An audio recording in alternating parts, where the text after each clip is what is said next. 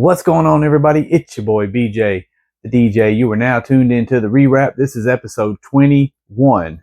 Shout out Dion. Before we get started, if you haven't already, please hit that subscribe button. The rewrap's available on all streaming platforms, and if you haven't tapped in with them boys at Over the Top with Chad and Tony, make sure you do so. You can catch me on there as a recurring guest talking about movies and nostalgic wrestling. Episode 21. Let's get to it. This is a topic that I have hesitated and actually avoided altogether discussing. I didn't want to really get into it because it started off as a bunch of accusations. Nothing was actually proven. And so you kind of just don't want to put it on someone if they truly are not guilty. You know what I mean? But as time has gone on, more and more information is coming out. More and more people are coming forward. So some things that have kind of been hidden are now coming to light, right? And that's the whole Diddy situation. Man, all too often over the past few years, we have seen celebrity after celebrity after celebrity get caught up in the midst of some things that could kind of be a little kinky, right? Some things that they do in the privacy of their home or amongst other groups that just, it seems a little odd, right? And a lot of times they say where there's smoke, there's fire. And anyone who followed like the R. Kelly thing or the Michael Jackson thing back in the day, or anything associated with like the Jeffrey Epstein thing, or all of this weird social interaction that involves like young girls and minors and kids and things of that nature, and homosexuality and just all of these different kinks that people are into. It just gets weird, right? Diddy is now finding himself in the middle of a lot of people coming forward and saying that there has been some assault and there has been some, some very inappropriate behavior taking place. Now, Diddy has not been on trial. Diddy has not been found guilty, but a lot of times when there's this much commotion going on, something is real, right? We saw it with Bill Cosby. We saw it with all of these people who were doing things inappropriately to people against their will for a long, long, long time. And now this Diddy behavior supposedly has been going on for many, many, many years. And I'm talking about like 90s type, 90s time frame with Big and all them other artists. Now, I will say this. I find it ironic that everyone close to Diddy in the music industry that was really, really close, in some case or another, ended up either dead or in prison. You think I'm lying? Notorious B.I.G., of course, murdered. You had Loon locked up. There was G-Dep locked up. You had Shine locked up. Black Rob, he died. His wife, she died. So all of these documentaries are saying that he may have had something to do with his wife getting murdered as well, or his wife dying. I don't want to say she got murdered, but his wife dying. But it's weird. Like I said, a lot of times when there's smoke, there's fire. When there's this much commotion about something, a lot of times what they're saying ends up being true.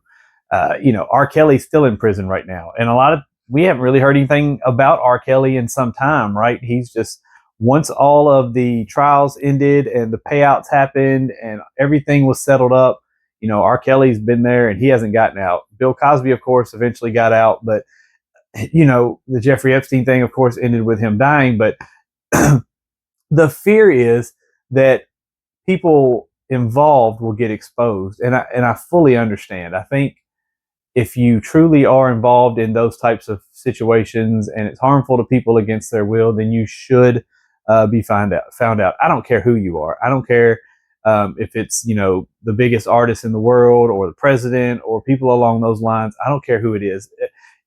There's just a reason why these things are illegal. You know what I mean? But yeah, Diddy's behavior supposedly has been going on since the early days of Bad Boy. A couple of the documentaries that I've watched told me a lot about how his character evolved once his father passed, once he started getting a little bit of money. once he started really getting into the music business, he created this whole persona of Puff Daddy. Uh, one of the craziest things that I was watching, of course, there's the Big Papa video, and you've got Big, and he's rapping, he's in the club, and all of a sudden, this transvestite walks into the men's bathroom. Supposedly, she's a transvestite, he's a transvestite.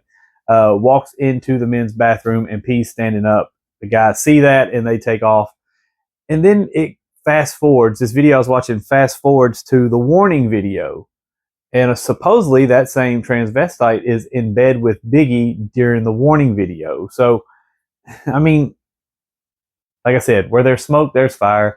And I'm not here to accuse anybody of doing anything. I just know, a lot of people are starting to come forward. And a lot of people saying that they were, mistreated, inappropriately treated by Diddy. One particular, you've got Sarah from Making the Band. She has come forward numerous times. I don't know how credible her testimony is about it, because there's also been speculation that she was cheating on her husband with Fred while they were doing the Making the Band thing. So who knows, right? I know Aubrey O'Day has come forward several times and said when they started signing over publishing to the old bad boy artist, that Aubrey said, don't do it, because what comes with that is an NDA. And that was one of the first signs people said he's trying to cover up something, or he's trying to make this appear to be something that it's not, because giving them back their publishing and then having them sign an NDA means they can't come forward and say anything else negative. So again, when there's smoke, there's fire. I think this year, I think 2025, Cat Williams said it in the beginning of 2024, things will come to light in 2025. And he even made mention of Diddy and some of his past behaviors, some of the parties he had attended. Lecrae was doing an interview where Lecrae had mentioned that he was at a Diddy party and someone came up to him and said, hey man, you need to get out of here. You don't belong in here right now. Because people can say they can attend those parties and not be caught up in the lifestyle or the chaos that's going on right now that he's having to fight through, which is true, but they said, if you stick around after a certain time, that's when you're exposed to these situations. So people will show up at the parties and just leave before all of it happens. And it's a who's who of people who have attended these parties. So if there is a list that ever comes out, if there are videotapes like they say there are, I think it's going to be very eye-opening to some of these people we put on high pedestals as artists, and some of these people that we, idolize. I think it's going to bring a lot of those people to light on some of the things that they're involved in life, and it'll bring to our attention that maybe they're not the best role models for our kids and for ourselves going forward. So who knows? But like I said, for the B side of this episode, I think I'm going to tap into one of the documentaries specifically I watched, which was called The Making of a Bad Boy. It was on Peacock. Very informative. It goes back to some of his previous friends before he became a superstar. And they really shed some light on a few things. So, yeah, that's what I got, man. P. Diddy. We'll see what happens in 2025 with all this P. Diddy nonsense. But I kind of feel like it's gonna be interesting once it all comes out. So that's what I got. I'm BJ the DJ. This has been a rewrap. I'll catch you on the B side.